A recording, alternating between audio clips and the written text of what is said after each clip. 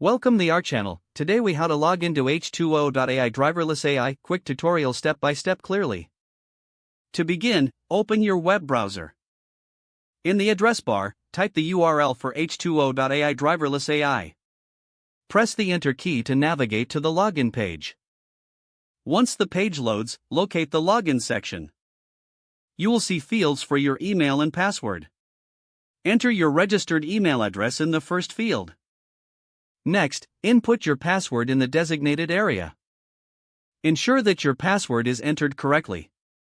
If you have forgotten your password, click on the Forgot Password link for recovery instructions. After entering your credentials, find the Login button. Click the Login button to proceed. Wait a moment for the system to authenticate your information. Upon successful login, you will be redirected to the dashboard. Take a moment to familiarize yourself with the interface. If you encounter any issues, double-check your email and password for accuracy. If problems persist, consider reaching out to support for assistance.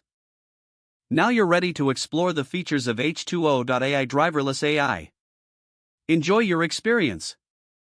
If the page does not load, refresh the browser or try again in a private or incognito window. Make sure you are using the correct email address, then retype it carefully to avoid small typos. If your password is not accepted, use the reset option and create a new strong password you can remember. Check your spam folder for verification or security emails, then complete any requested confirmation steps. Enable two-factor authentication if available to improve account security and reduce unauthorized access risk.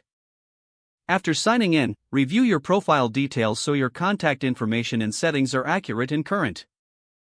If you see an error message, note it down and try again after restarting your device and internet connection. Log out when you finish, especially on shared devices, to keep your account and payment information secure. If the page does not load, refresh the browser or try again in a private or incognito window.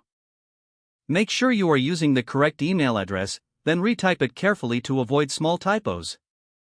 Don't forget to like this video and subscribe to our channel for more step-by-step tech guides.